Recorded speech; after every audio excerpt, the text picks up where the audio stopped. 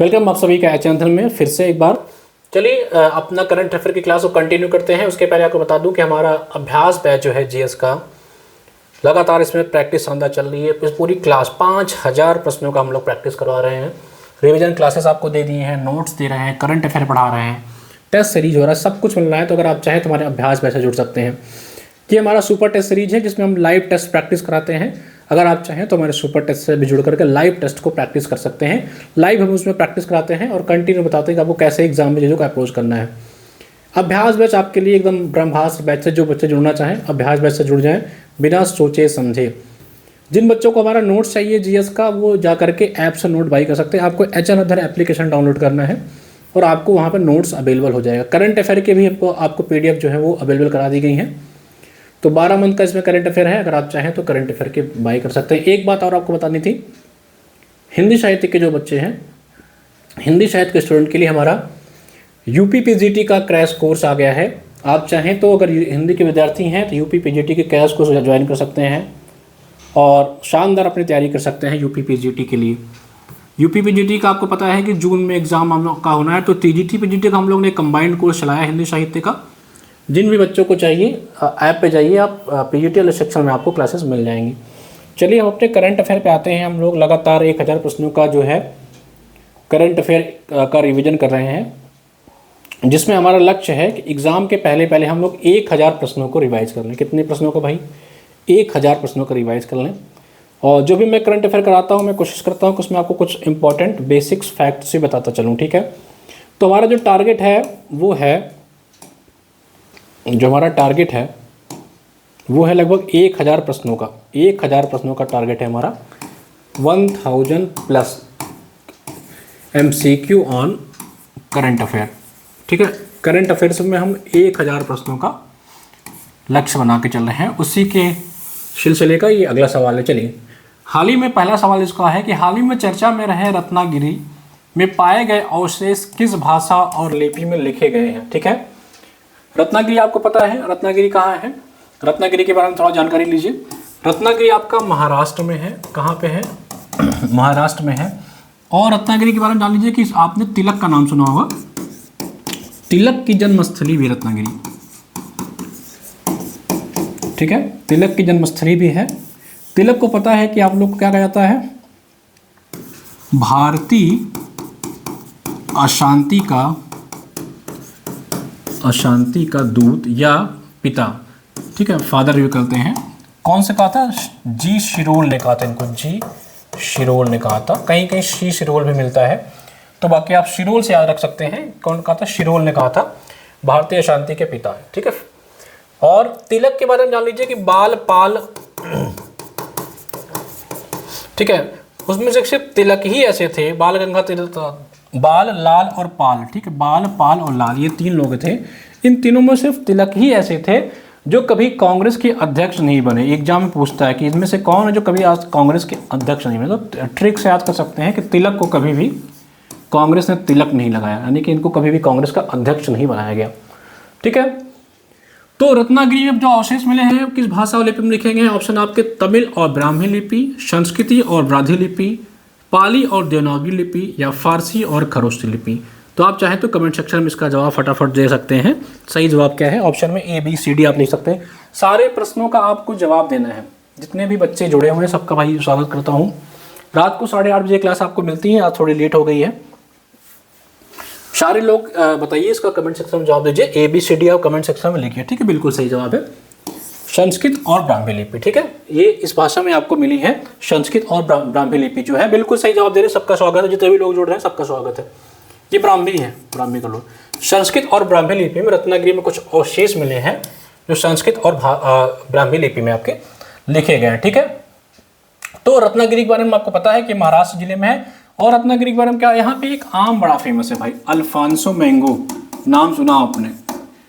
Alphonso mango, जिसका आपको mango Frooti वगैरह बनता है ना, मैंगो फ्रूटी, माजा, ये सब जो बनता है ना अल्फांसो का ही बनता है। तो यहाँ पे अल्फांसो आम भी फेमस है, एग्जाम पूछ सकता है। महाराष्ट्र में है। तिलक, रत्नागिरी में ही तिलक का जन्म हुआ था। तिलक को भारतीय अशांति का दूत या भारतीय अशांति का पिता जो भी कह लो कहा जाता है इन्हें। और कौन कहा था? डी शिरोल ने कहा था। बाल लाल पाल जो थे, इनमें से सिर्फ तिलक ही ऐसे थे जो कभी इंडियन नेशनल कांग्रेस के अध्यक्ष नहीं बनाए गए थे। तिलक ने ही कहा था क्या, स्वराज आहा माझा सिद्ध अधिकार आहे, स्वराज आहा माझा सिद्ध अधिकार आहे। मराठी में इन्होंने कहा था कि स्वराज ही हमारा जन्मसिद्ध अधिकार है। ठीक है, तो इसको भी याद रखते हो। इन्होंने क्या कहा था, स्वराज हमारा जन्म सिद्ध अधिकार है, जन्म सिद्ध अधिकार है और हम इसे लेकर रहेंगे। ठीक है, इन्होंने ये कहा था स्वराज आहा माझा जन्म सिद्ध अधिकार है। मराठी में बोला था क्योंकि ये महाराष्ट्र के थे। ठीक है, चलिए अगले प्रश्न पे आते हैं। अगला प्रश्न हमारा क्या है भाई, हाल ही में चर्चा में रहे अली ए लिलांग त्योहार, हाल ही में चर्चा में रहे अली ए लिलांग त्योहार, ठीक है, किस जनजाति द्वारा मनाया जाता है। कमेंट सेक्शन में सारे बच्चे कमेंट करेंगे अली ए लिगांग। ठीक है, अली ए लिगांग है ये, अली ए लिगांग त्योहार किस जनजाति द्वारा मनाया जाता है। ठीक है, कमेंट।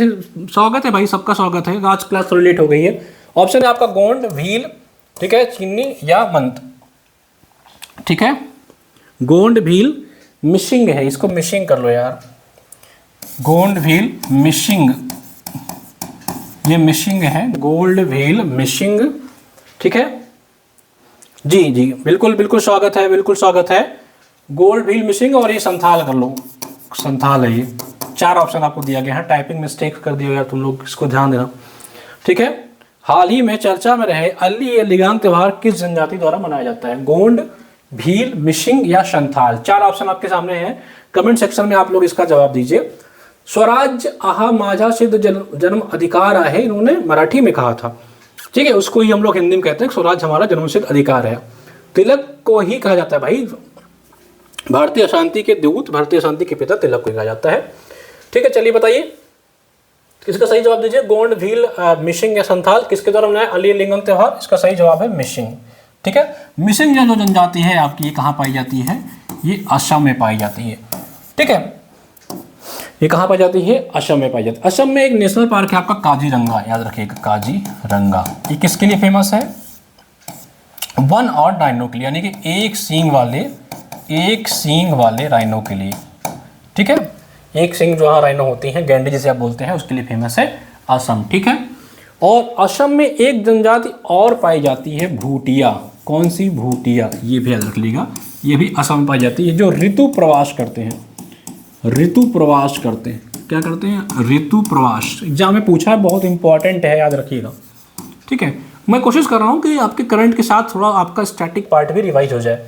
भूटिया जनजाति जो ऋतु प्रवास के लिए जानती है, ये कहाँ मिलती है, असम में। एक बात याद रखेगा बच्चे, बड़ा कन्फ्यूज, एक जनजाति है आपकी भूटिया, क्या, ए भूटिया, इधर सुने होंगे। ठीक है, भूटिया जो जनजाति है ये आपकी यूपी में पाई जाती है। कहाँ भाई, यूपी में पाई जाती है भूटिया। और जो भूटिया जनजाति है ये पाई जाती है आपकी असम में। भूटिया और भूटिया अलग चीज़ है, भूटिया और भूटिया दोनों अलग जनजाति हैं और दोनों अलग अलग जगह पाई जाती है। ठीक है, चलिए समझ गए। गोंड जनजाति जो है ये यूपी में पाई जाती है। कहाँ, यूपी की सबसे बड़ी जनजातियों में से एक है, यानी कि सबसे बड़ी जनजाति जो है यूपी की वो है। कमेंट सेक्शन में बताइए कि यूपी की कौन सा जनजाति जो है वो दिवाली को शोक के रूप में मनाती है, दिवाली को शोक के रूप में मनाती है, कौन सा जनजाति है यूपी के, कमेंट सेक्शन में लिख देना भाई। ठीक है, गोंड जो है यूपी की सबसे बड़ी जनजाति। भील कहाँ पर जाती है आपकी, भील आपकी राजस्थान और गुजरात, ठीक है, यहाँ पाई जाती है भील आपके राजस्थान और गुजरात। ठीक है, संथाल कहाँ पाई जाती है, संथाल की बात करें तो संथाल आपकी झारखंड, वेस्ट बंगाल और उड़ीसा। ठीक है, संथालों का विद्रोह आपने नाम सुना है, संथालों का विद्रोह कब हुआ था, ये भी कमेंट सेक्शन में आप सभी लिखेंगे कि संथालों का विद्रोह जो है बहुत इंपॉर्टेंट है आपके एग्जाम के लिए। संथालों का विद्रोह जो हुआ था किस सन में हुआ था और इसका जो लीडर थे वो कौन थे, बहुत इंपॉर्टेंट है, याद रखिएगा। तो अली ए लिगांग जो आपका त्यौहार है आप क्लियर हो गया होगा, मिशिंग जनजाति बनाती है जो आपकी असम की है। तो इस प्रश्न से आपको मैंने इतना फैक्ट बताने का प्रयास किया है। ठीक है, असम में काजीरंगा है, बहुत इंपॉर्टेंट है, आपके एग्जाम में पूछा गया है। ठीक है, बिल्कुल स्वागत है भाई, स्वागत है, जितने भी जो लोग जुड़ रहे हैं सबका स्वागत है। राम खिलावन, राम लखन, जो भी हैं आपका नाम भैया, सबका स्वागत है, बुरा मत मानना। चलिए बिल्कुल बिल्कुल, कुछ बच्चे हैं बहुत तगड़े से मेहनत कर रहे हैं, बहुत बढ़िया मेहनत कर रहे हैं। परीक्षा टलेगी नहीं टलेगी इसके बारे में बिल्कुल क्लियर जानकारी मैंने बता दिया है वीडियो के माध्यम से कि अभी परीक्षा टलने की कोई संभावना नहीं है। चुपचाप पढ़ो, बेवजह बकवास नहीं करो। यहाँ पे बकवास करने वाले लोग को भाई तुरंत इनको ब्लॉक मारो। ये खुद डिस्टर्ब रहते हैं, दूसरों को भी करने आते हैं। बिल्कुल किसी भी तरह का कोई वो नहीं बर्दाश्त किया जाएगा।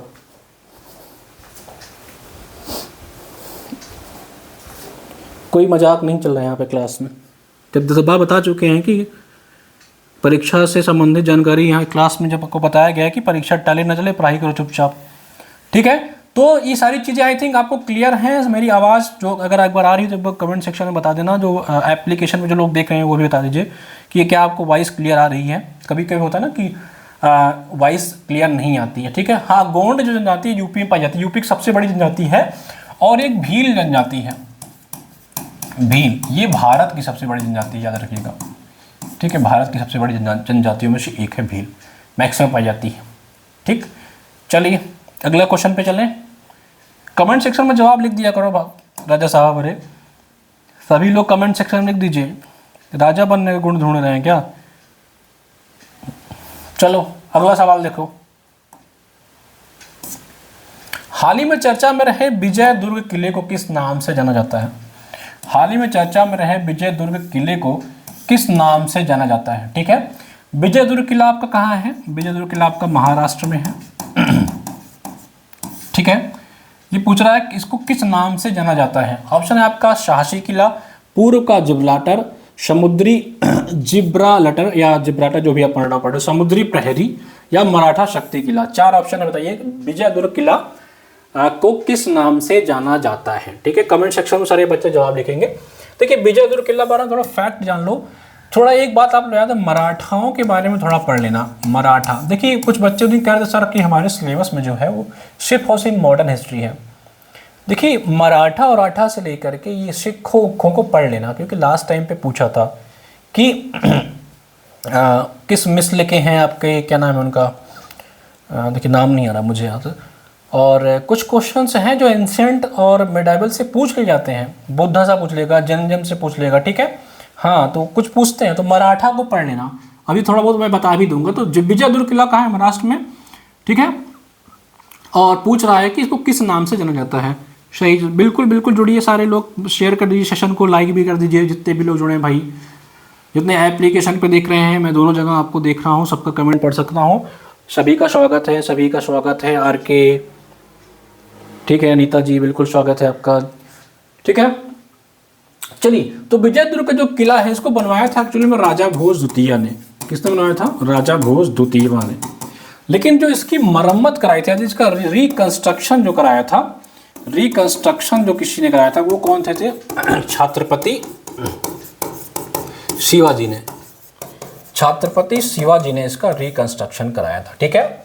तो शिवाजी को बारे में थोड़ा जान लो। शिवाजी को, इनका जो शिवाजी का जो आपका वो क्या बोलते हैं, तिलक हुआ था शिवाजी का, यानी कि कोरोनेशन जिसे आप बोलते हैं, वो याद रखिएगा, ये हुआ था आपका 1674 में।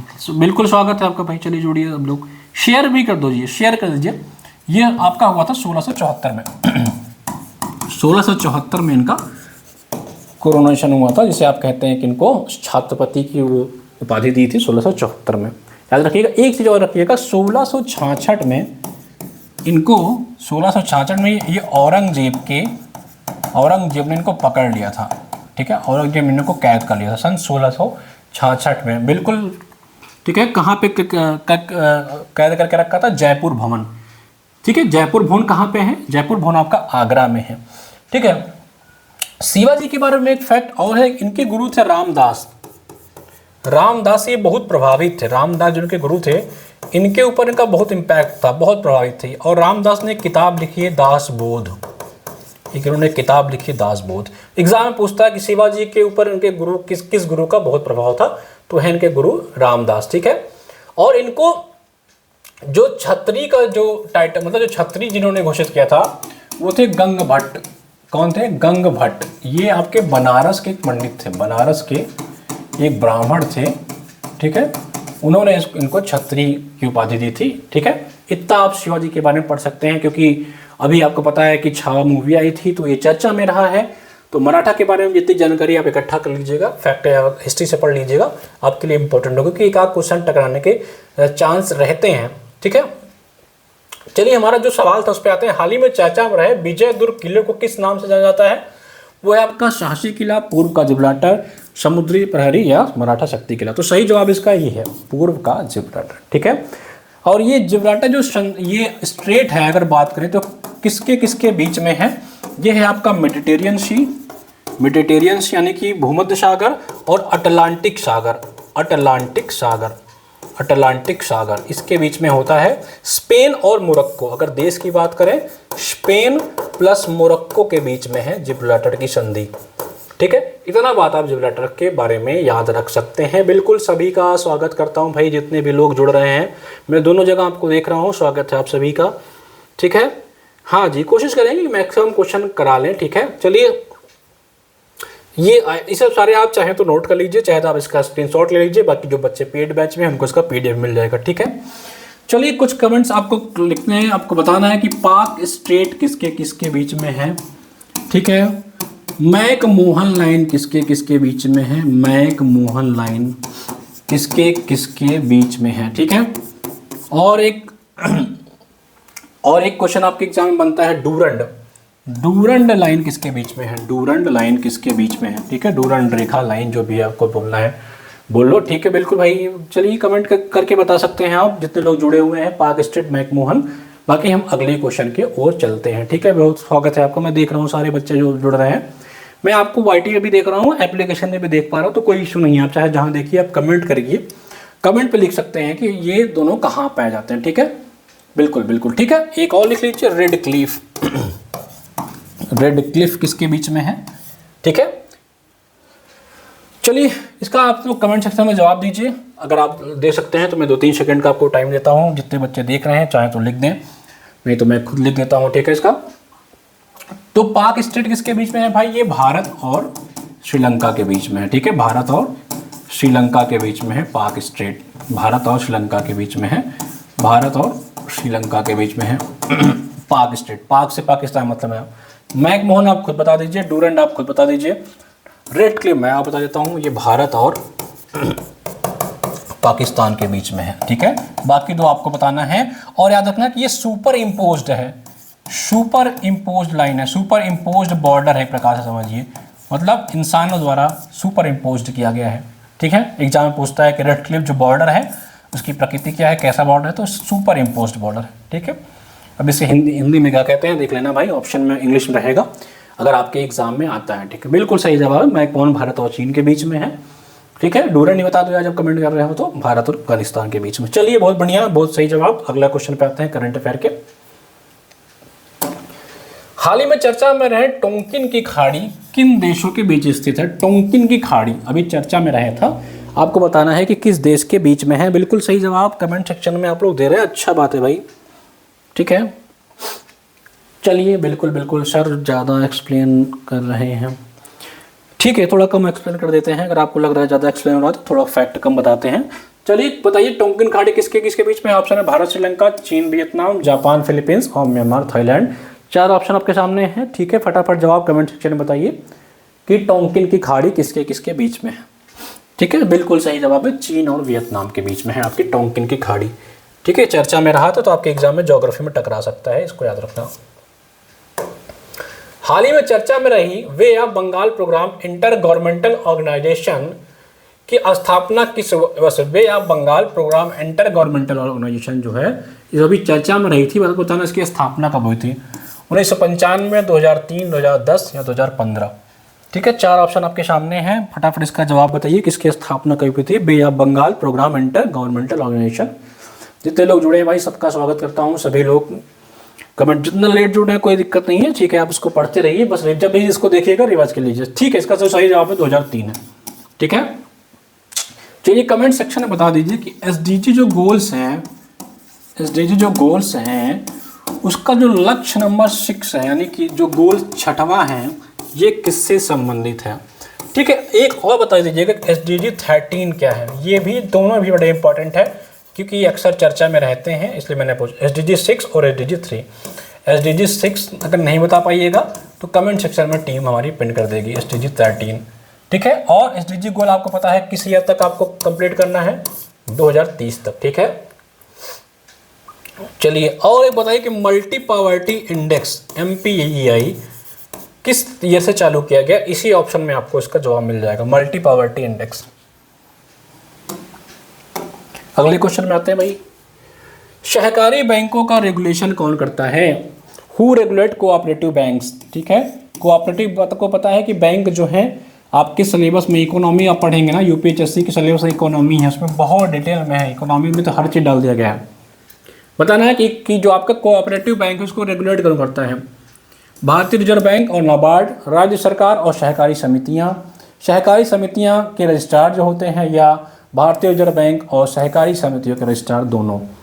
4 ऑप्शन हैं, चारों में से आपको इसमें से आपको सही जवाब देना है कि सहकारी बैंकों का रेगुलेशन कौन करता है। बिल्कुल बिल्कुल सही जवाब है, सहकारी बैंकों का जो रेगुलेशन है वो आपका कौन करता है भाई। कोशिश करेंगे कि आज अच्छे खासे प्रश्नों करा लिया जाए। ठीक है, कोशिश करेंगे कि ठीक ठाक प्रश्न करा लेते। 25 पर 6वें का 30 का सही जवाब इसको लिख लीजिएगा। सहकारी जो होते हैं बैंक होते हैं, इसका जो आपका ऑपरेट करते हैं वो कौन करता है, रेगुलेट कोऑपरेटिव सोसाइटीज़ के जो रजिस्ट्रार्स होते हैं वो करते हैं। ठीक है, चलिए कोऑपरेटिव आया जिसके बारे में थोड़ा बहुत आपको फैक्ट तो पता ही होना चाहिए। इस समय आपके सहकारिता मंत्रालय जो स्थापना हुई थी, आपको पता है कि इसके होम मिनिस्टर जो आपके अमित शाह जी हैं वो इसके भी आपके अध्यक्ष हैं, इसके भी सहकारिता मंत्री हैं। ठीक है, और राइट टू फॉर्म कोऑपरेटिव्स आपको पता है किसमें है, राइट टू फॉर्म कोऑपरेटिव। लिख लीजिए, एग्जाम में बहुत इंपॉर्टेंट पूछ सकता है। राइट टू फॉर्म कोऑपरेटिव जो है, ठीक है, ये किस आर्टिकल में है, आर्टिकल 19(1) के C में है, पार्ट 3 के जब का फंडामेंटल राइट है उसमें भी है।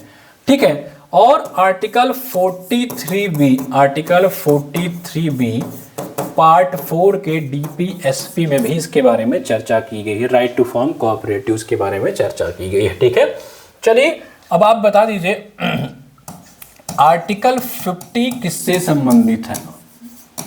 आर्टिकल 50 किससे संबंधित है, आपको कमेंट सेक्शन में लिख देना है। चलिए अगले सवाल पे आते हैं प्यारे बच्चों, अगले सवाल में बढ़ते हैं फटाफट, थोड़ा अच्छे क्वेश्चंस को भी कर लेंगे। हाल ही में चर्चा में रहे माजोराना 1 क्वांटम चिप किस कंपनी द्वारा बनाया गया है। माजोराना क्वांटम चिप किसके द्वारा बनाया गया है, कमेंट सेक्शन में बताइए। गूगल, IBM, माइक्रोसॉफ्ट या टेस्ला। ठीक है, टेस्ला के मालिक कौन है, फटाफट कमेंट सेक्शन में बता दो सभी लोग। ठीक है, टेस्ला के मालिक कौन है, फाउंडर कौन है टेस्ला के। ठीक है, इसका जवाब आपको कमेंट सेक्शन में बताना है कि माजोराना जो आपका क्वांटम चिप बनाया गया है किस कंपनी ने बनाया है। ठीक है, गूगल, IBM, माइक्रोसॉफ्ट या।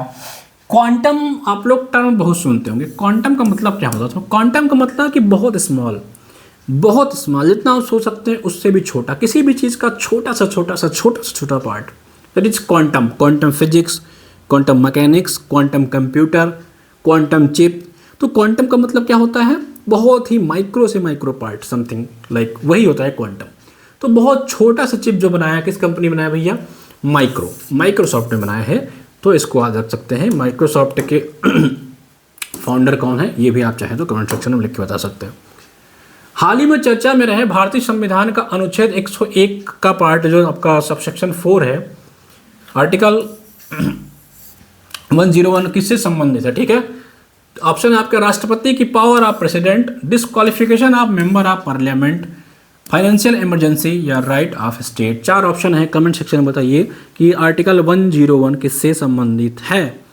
ठीक है, बताइए फटाफट बताइए। चलिए आर्टिकल 101 आया तो आप एक बताइए कॉन्स्टिट्यूशनल अमेंडमेंट एक्ट 101 किससे संबंधित है। जो आपका संवैधानिक संशोधन 101 हुआ था वो किससे संबंधित है। ठीक है, पावर ऑफ प्रेसिडेंट जो है वो आपके आर्टिकल 53 में है। किस में है, आर्टिकल 53 में है। ठीक है, और आपका दूसरा ऑप्शन यही है फाइनेंशियल। अब इमरजेंसी है तो इमरजेंसी के बारे में सुन लीजिए। भारत में कुल 3 प्रकार की इमरजेंसी होती है। एक होती है आपके एनई यानी कि नेशनल इमरजेंसी जो आपके है आर्टिकल 352 में। एक होता है आपका स्टेट इमरजेंसी जिसे आप राष्ट्रपति शासन भी कहते हैं। ठीक है, वो आपका होता है आर्टिकल 356 में, ये 352 है भाई, 356 होता है। एक होता है आपका आर्टिकल 360, वो होता है आपका फाइनेंशियल इमरजेंसी, जो कि आज तक भारत में एक भी बार नहीं लगी है, आपके एग्जाम में पूछा भी है ये। ठीक है, तो इसका सही जवाब आप लोग कमेंट सेक्शन में बता चुके हैं, ऑप्शन बी इसका सही जवाब है, संसद सदस्य की अयोग्यता, डिस्क्वालिफिकेशन। आप अब बता दीजिए कि संसद सदस्य की अयोग्यता जो है वो निर्धारित कौन करता है। ठीक है, वो निर्धारित कौन करता है, और बताइए कि लोकसभा का गठन कब हुआ था, ये कमेंट सेक्शन में लिख देना कि लोकसभा का गठन कब हुआ था। लोकसभा का गठन कब हुआ था, ये कमेंट सेक्शन में आप बता देना। और ये बता देना कि लोकसभा के लिए, यूनियन टेरिटरी के लिए कितनी सीटें निर्धारित हैं, जो भी आपके केंद्र शासित राज्य हैं उनके लिए कितनी सीटें जो है यूनियन टेरिटरी के लिए निर्धारित हैं लोकसभा की। चलिए भैया आगे बढ़े। हाल ही में चर्चा में रहे आर्टिकल 72 के अंतर्गत राष्ट्रपति को कौन सा अधिकार प्राप्त है। ये सब चर्चा में रहा था, मतलब ये सब करंट में रहा था। तो अब ये करंट अफेयर के साथ साथ आपके पॉलिटी भी में भी ये सब सवाल आपके जो है, मैंने आपसे बताया था ना कि करंट के आपको 5 से 8 क्वेश्चन मिलेंगे, जिसमें आपको 4-5 डायरेक्ट, 2-3 इनडायरेक्ट आपके जो सब्जेक्ट हैं उससे रिलेट करके आपके करंट के सवाल मिल जाएंगे। एक बार मुझे वॉइस चेक करने दीजिए।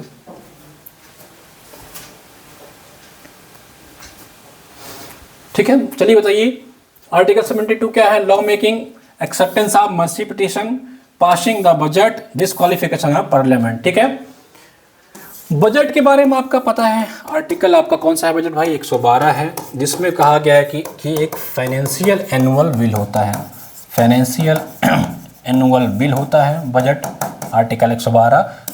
इसी हाथ एक आर्टिकल 110 भी पढ़ लेते हैं, ये होता है आपका मनी बिल। ठीक है, मनी बिल का निर्धारण कौन करता है, मनी बिल का निर्धारण आपका करता है लोकसभा का अध्यक्ष, लोकसभा का अध्यक्ष करता है मनी बिल का निर्धारण, कि कोई बिल मनी बिल है कि नहीं है, इसका जो आपका निर्धारण करता है वो कौन करता है, लोकसभा का अध्यक्ष। ठीक है, तो कौन कानून बनाने का क्या है ये आर्टिकल 72 भाई, दया याचिका स्वीकार करने का, बजट का। देखिए आर्टिकल 72 जो है वो है आपका प्रेसिडेंट की पार्डनिंग पावर। ठीक है, प्रेसिडेंट की पार्डनिंग, क्षमा जो क्षमादान की शक्ति होती है, क्षमादान की शक्ति, क्षमादान की इनकी शक्ति होती है। ठीक है, इसी के तहत आर्टिकल 72 के तहत इनको मिली गई है। ठीक है, बहुत बहुत स्वागत है भाई आप सभी का, बहुत बहुत स्वागत है, बहुत जितने भी लोग जुड़ रहे हैं बहुत बहुत स्वागत है। चलिए एक चीज़ बता दीजिए कि नाबार्ड की स्थापना कब हुई थी, मैंने शायद लास्ट डेट में पूछा था, तो नाबार्ड की स्थापना जो हुई थी 1982 में हुई थी।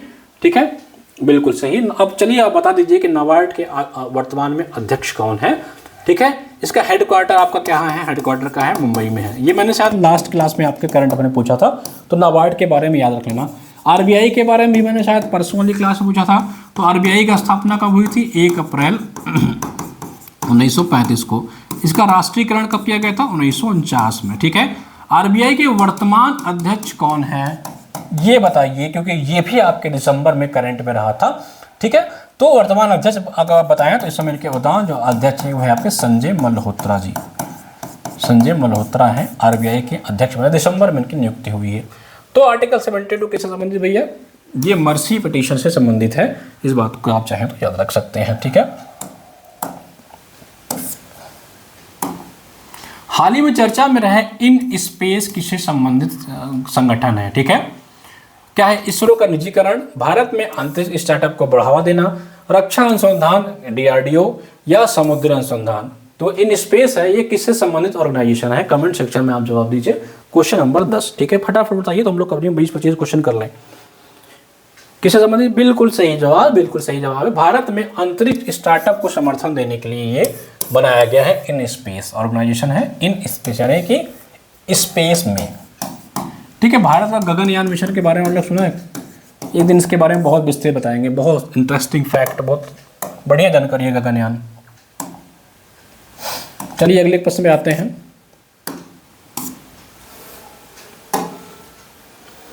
हाल ही में अंतर्देशीय जलमार्ग टर्मिनल IWT का कहां उद्घाटन किया गया।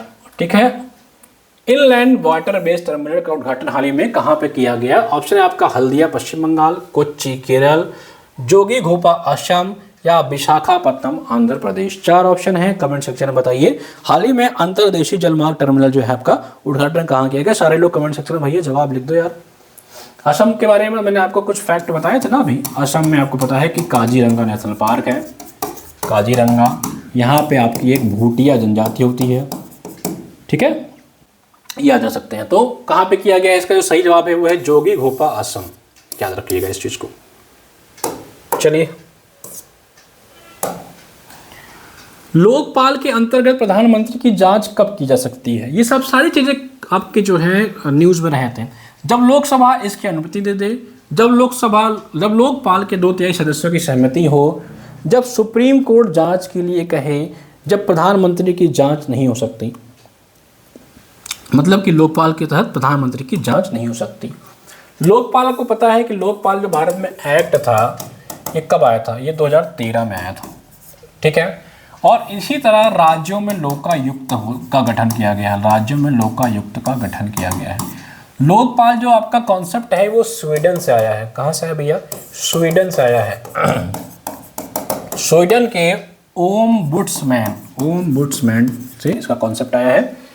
लोकायुक्त की बात करें तो यूपी में जो लोकायुक्त है वो 1975 में इसका गठन हुआ था और इसका जो टेन्योर होता है 8 ईयर होता है। हालांकि इसको 5 ईयर करने पे चर्चा चल रही है, क्या पता 5 ईयर कर दिया गया हो। हालांकि अभी इस पर फाइनल रिपोर्ट नहीं आई है, लेकिन जो अगर आपके एग्जाम पूछे तो आपको 8 ही लगाना है। 1975 में इसका गठन हुआ था, ठीक है। तो लोकपाल के अंतर्गत प्रधानमंत्री की जांच कब की जा सकती है? तो इसका जो सही जवाब है जब लोकपाल के 2/3 सदस्यों की सहमति हो, यानी कि ऑप्शन बी। मैक्सिमम बच्चों का इसे सही जवाब है, ठीक है। चलिए बताइए, भारत के पहले लोकपाल कौन थे? फर्स्ट लोकपाल कौन थे भारत के? 2019 में इनको बनाया गया है। मैंने एक क्लास में इनके बारे में बहुत अच्छे से बताया है, ठीक है। बिल्कुल सही जवाब है पिनाकी चंद्र घोष है। बच्चे कमेंट कर भी रहे हैं। सब हमारे बैच में जो है ना बहुत शानदार लोग जुड़े हैं। इस चीज़ को तो मुझे बड़ा कॉन्फिडेंट है कि इस बार बढ़िया सिलेक्शन असिस्टेंट प्रोफेसर में एच नंदन देगा। चलिए अगले क्वेश्चन देख लेते हैं भाई। अगला क्वेश्चन क्या है? कुछ क्वेश्चन, क्योंकि इसके बाद हिंदी साहित्य की क्लासेस भी हैं तो मैम की भी क्लास होनी है, इसलिए मुझे थोड़ा जल्दी एंड कर। भारत में लोकपाल की स्थापना की प्रेरणा किस देश के ओम्बुड्समैन? अभी तो मैंने इसको बता ही दिया, तो आप चाहे उसको कमेंट सेक्शन में बता दीजिए, ठीक है। चलिए बता दीजिए किस देश से मिला है, ये मैंने अभी बताया है। हाल ही में चर्चा में रहे भारतीय न्याय संहिता बीएनएस की धारा 294 किस विषय से संबंधित है? ऑप्शन ए इंफॉर्मेशन प्रोटेक्शन, या चाइल्ड प्रोटेक्शन, या punishment for the spread of pornographic, या साइबर क्राइम। 4 ऑप्शन है, बताइए। धारा जो बीएनएस की धारा 294 है किससे संबंधित है? बिल्कुल फटाफट जवाब दीजिए। आप थोड़ा फास्ट करते हैं भैया, क्योंकि अभी इसके बाद हिंदी की क्लास होनी है। रात को 9:30 बजे हिंदी की क्लास होती है, 9:30 PM। अगर आप यूपी HSC की तैयारी कर रहे हैं, हरियाणा की तैयारी कर रहे हैं, यूपी PGT की तैयारी कर रहे हैं, KVS की वैकेंसी आपको पता है आने वाली, इसकी तैयारी कर रहे हैं, तो ये जो है ना समग्र निचोड़ की तैयारी डॉक्टर अंतिमा मैम करा रही हैं फ्री ऑफ कॉस्ट सारे बच्चों के लिए। सब लोग जुड़ जाया करो जिसका विषय हिंदी है, ठीक है। बहुत शानदार क्लासेस चलती हैं, उसमें आप लोग प्रैक्टिस करते हैं और बहुत अच्छे क्वेश्चन आते हैं। तो सही जवाब है वो है अश्लील सामग्री को प्रसार पर दंड के लिए, punishment for spread of pornographic. चलिए अगले सवाल पे आते हैं भाई। एक सवाल और कर लेते हैं। विश्व स्वास्थ्य संगठन WHO के अनुसार भारत में गैर संचारी रोग यानी नॉन कम्युनिकेबल डिसीजेज जो होती हैं, होने वाली कुल मृत्यु दर कितने प्रतिशत है? जो नॉन कम्युनिकेबल डिसीज है, जो स्प्रेड नहीं होती है, कम्युनिकेबल लाइक कैंसर, इस सब जो डिसीज़ हैं वो कितने परसेंट से इसके कारण, मतलब कितने NCD से कितने लोगों की डेथ जाती है? ऑप्शन है आपका 46%, 52%, 63% या 75%। कमेंट सेक्शन में अगर आपने पढ़ा है तो कहीं बताइए। बिल्कुल सही जवाब है, बहुत टाइम नहीं देंगे इस पर, ठीक है। 63%, ठीक है, 63%। चलिए आपके लिए एक सवाल है, आर्टिकल 2 और आर्टिकल 3, ठीक है। ये 2 आर्टिकल के बारे में आपको कमेंट सेक्शन में लिखना है कि दोनों आर्टिकल में क्या डिफरेंस है। बच्चे बहुत कंफ्यूज होते हैं एग्जाम में, तो कुछ पूछता है आर्टिकल 2 और आर्टिकल 3 में कंफ्यूज हो जाते हैं। मैं कल इसके बारे में बहुत अच्छे से चर्चा कर दूंगा, आप चाहें तो कमेंट सेक्शन में बता सकते हैं। चलिए अगला सवाल देख लेते हैं भाई, फटाफट 20 सवाल तो कर ही लेते हैं। हाल ही में चर्चा में रहे एलात की खाड़ी हाल ही में चर्चा में रहे एलात की खाड़ी या अकाबा की खाड़ी किन देशों की सीमाओं से घिरी हुई है? भारत, श्रीलंका, पाकिस्तान, बांग्लादेश, मिस्र, Israel, Jordan, Saudi Arabia, France, Italy, Germany, Spain, Australia, New Zealand, फिजीलैंड, इंडोनेशिया। जो बच्चे देख रहे हैं आप लोग कमेंट सेक्शन में बताइए, ठीक है, कि एलात की खाड़ी, अकाबा की खाड़ी किसके किसके बीच में है? मिस्र, इजराइल, जॉर्डन, सऊदी। बिल्कुल सही जवाब, बिल्कुल सही जवाब, ऑप्शन 20 का सही जवाब है। ये जनवरी का करंट अफेयर है भाई, ये जनवरी 2025 का करंट अफेयर है। जनवरी और फरवरी, जनवरी फरवरी का करंट है ये सब, बिल्कुल लेटेस्ट का करंट अफेयर है ये, जनवरी फरवरी 2025 का करंट। बहुत चांस है यहाँ से सवाल बनने का, याद रखिएगा, ठीक है। इसका जो सही जवाब मिस्र, इजराइल, जॉर्डन, सऊदी अरबिया, ठीक है। चलिए अगले सवाल पे आते हैं। हाल ही में चर्चा में रहे भारत में medical termination of pregnancy MTP act किस वर्ष लागू हुआ था? MTP एक्ट जो है मेडिकल टर्मिनेशन ऑफ प्रेगनेंसी किस ईयर लागू हुआ था? ठीक है, चलिए इसे बता दीजिए कि समान कार्य के लिए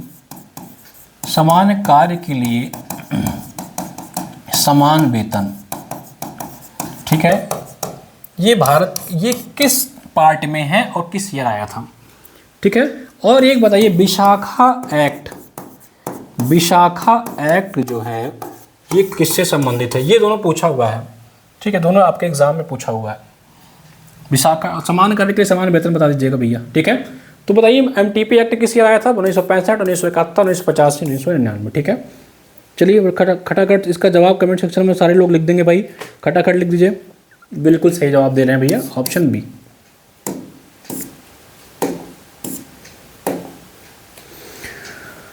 चलिए, what is the objective of the immigration and foreigners bill 2020? इसका जो अभी आया है आपका इमिग्रेशन और फॉरेनर्स बिल जो है, इसका ऑब्जेक्टिव क्या है? Controlling the arrival, registration and exit of foreign nationals, simplifying the process of acquiring Indian citizenship, amendment the passport act, या नन ऑफ द अबव। अच्छा बताइए कि कमेंट सेक्शन में कि कितने प्रकार से भारत की नागरिकता ली जा सकती है, नागरिकता एक्वायर करने के कितने तरीके हैं और नागरिकता खोने के कितने तरीके हैं, ठीक है, दोनों बताइएगा। नागरिकता कितने प्रकार से लिया जा सकता है, कितने प्रकार से उसका लूज क्या है, कितने प्रकार से भारत की नागरिकता खोई जा सकती है, दोनों बताइएगा कमेंट में। बाकी इसका जवाब मैं आपको कल की क्लास में दूंगा, बहुत अच्छे से दूंगा। मैं कोशिश करता हूँ कि जो मैं पूछूँ उसको अगले दिन बता दूँ। मतलब मैंने इसको बताया क्या है 18 बताइए भैया सही जवाब क्या है ABCD में, फटाफट इसका सारे लोग जो लिख रहे हैं बिल्कुल सही जवाब लिख रहे हैं, बिल्कुल सही जवाब है, इसका सही जवाब है ऑप्शन ए। विदेशी नागरिकों के आगमन, पंजीकरण और निकास को नियंत्रित करना, यही है आपका जो इमिग्रेशन एक्ट आ रहा है, इमिग्रेशन एंड फॉरेन बिल का जो आया है 2025 का, उसका मेन पर्पज यही है। भारत सरकार द्वारा शुरू की गई mutual credit guarantee scheme for MSMEs योजना के तहत अधिकतम कितना ऋण प्रदान किया जाता है? जो म्यूचुअल क्रेडिट गारंटी स्कीम शुरू की गई है उसके तहत कितना ऋण प्रदान किया जाएगा? ऑप्शन है आपका 25 करोड़, 50 करोड़, 100 करोड़, 150 करोड़, 200 करोड़। सही जवाब बताइए इसका कमेंट सेक्शन में कितना? 7 करोड़, बिल्कुल सही जवाब है। इसका सही जवाब क्या है भाई? बिल्कुल ठीक है। चलिए 100, एक सवाल और देखेंगे फिर सेशन को एंड करेंगे। और परीक्षाओं के संबंध जो लोग पूछ रहे हैं कि सर परीक्षा हो पाएगी नहीं पाएगी, मैं आपसे बता दूं बस पढ़ते रहो, इतना ही बोलूँगा। ये है आपका पराबीकुलम पराबीकुलम कह लो या पराम्बीकुलम भी कहते हैं कहीं कहीं। पराम्बीकुलम टाइगर रिजर्व हाल ही में खोजी गई नई तितली प्रजातियों में से कौन सी शामिल नहीं है? हाल ही में पराम्बीकुलम नेशनल रिजर्व टाइगर रिजर्व, पराम्बीकुलम आपका केरला में कहाँ पे है? केरल में। एक आपका टाइगर जो नागा अर्जुन श्रीशैलम, याद रखिएगा ये बहुत इंपॉर्टेंट है। ये भारत का बिगेस्ट टाइगर रिजर्व है, भारत का जो सबसे बड़ा टाइगर रिजर्व है वो यही है। ये कहाँ पे है आपका? पहले तो ये आंध्र में आता था लेकिन अब ये तेलंगाना में आता है, ठीक है, नागा अर्जुन श्रीशैलम। तो यहाँ पे तितलियों की प्रजाति खोजी गई, पूछ रहा है इसमें से कौन सी नहीं है? Long brand bush brown, short silver line, green leaf warbler या पालनी डॉट, ठीक है। बहुत इंपॉर्टेंट प्रश्न सब नहीं होते हैं लेकिन हाँ एग्जाम में टकरा ही जाए तो क्या ही कर लेंगे आप, ठीक है।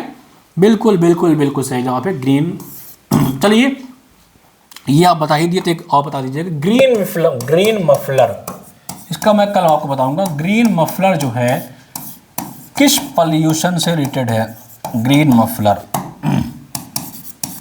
चलिए आज की क्लास में इतना ही, मिलते हैं अगले क्लास में। तब तक आप लोग पढ़ते रहिए, लिखते रहिए, खुश रहिए। धन्यवाद।